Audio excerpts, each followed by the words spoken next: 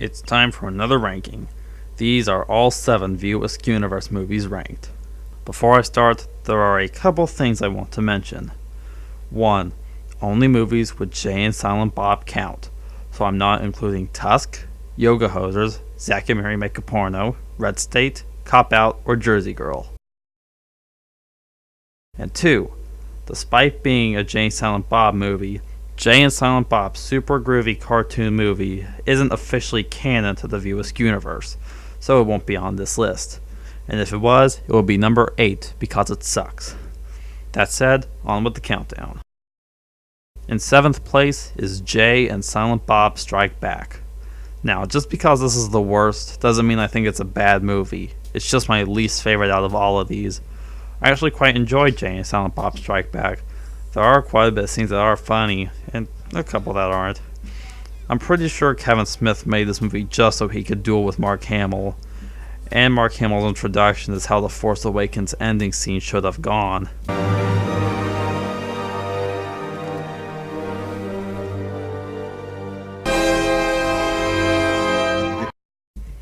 Everyone freaks out over all the characters in Infinity War, but they haven't seen Jay and Silent Bob Strike Back, which has much less fan service than Jay and Silent Bob Reboot. There are some not so great special effects, like when Jay and Silent Bob save the animals, it just looks fake, and when Will Ferrell falls from the dam, it just doesn't look good. And for the record, the time sucked ass. At number 6, I have Mallrats. Mallrats is quite the polar opposite from Clerks, and definitely the inferior of the two. That's not to say it's bad, though. It isn't. Mallrats is more like a live-action cartoon than the other movies in the series, and there really isn't much of a plot to it. Stan Lee is definitely the best part about this movie, and this is the only movie in existence that has Daredevil, Yondu, and Stan Lee that isn't a Marvel movie. I don't think I can say that about any other movie. Anyone remember Stan Lee's cameo in Captain Marvel where he was reading the scripts for Mallrats? Yeah, that cameo makes less sense the more I think about it. Also, Stan Lee's scene with Brody is the best part of the movie. That or Jay and Silent Bob beating up the Easter Bunny. Which reminds me, is Mallrats technically an Easter movie? Rest in peace, Stan Lee. Number 5 is Chasing Amy. Out of all the movies in the View Askewniverse, Chasing Amy is the most realistic. I mean, Kevin Smith got real in this one. It feels like Kevin Smith's trying to be a serious filmmaker, and because of that, this movie is less of a comedy. Well, it's still a comedy, but it's more of a romantic drama. And this is the only romantic comedy I actually care to watch, by the way. Some Kevin Smith fans say that this is his best movie. I can see why people say that, but my personal favorite is... well, we'll get to that later, but some of my true fans know what it is. This movie definitely has the least amount of Jay and Silent Bob in it. They're only in it for one scene, but it's a pretty important scene in the movie, as it explains where the title comes from. So yeah, Chasing Amy's pretty great. Not my favorite Kevin Smith movie, but I can see why people think that.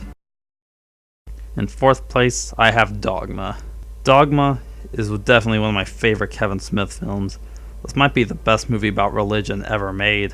Maybe one of Kevin Smith's most original. Not many movies are about 2 fallen angels trying to get to heaven via portal in New Jersey. And not many other movies have literal shit demons, or Alanis Morissette as God. You know, I don't think I could make this up if I tried. I love how Kevin Smith is a Catholic, but he can make fun of his own religion so well. And the fact that he protested his own movie is hilarious. You know, I'm not very religious, but I think I would join Catholicism WOW for Buddy Christ and George Carlin. Rest in peace, George Carlin. And the number 3 spot is Jay and Silent Bob Reboot. I already reviewed this movie, so you can check that out. Number 2 is Clerks 2. I love Clerks 2. This and the number 1 pick are definitely my favorite Kevin Smith movies, and this is one of Kevin Smith's funniest movies. It's not just funny, it's got heart too. The scene in jail where Randall says how much he cares for Dante might be the best thing Kevin Smith has written. I've always wondered if Randall's thoughts on Transformers and Lord of the Rings are how Kevin Smith feels about those. Every movie needs a dance scene in a fast food restaurant set to ABC. That should be the law. This movie is a fitting end to the Askewniverse, but we got Jane Silent Bob Reboot, which I'm okay with. And we'll also be getting Clerks 3, which I'm very okay with. Alright, at number 1, I'm pretty sure everyone saw this coming, but it's Clerks. I love Clerks. It's probably one of my favorite movies. This movie really shows what you can achieve with such a small budget. This movie shows you don't need millions upon millions to make something good. If your script is good, you're good to go. Well, you do need the money, just not millions. This movie is mostly just people talking for 90 minutes, along with some hockey and a wake going wrong. And it just works because the dialogue is great, especially Randall's dialogue.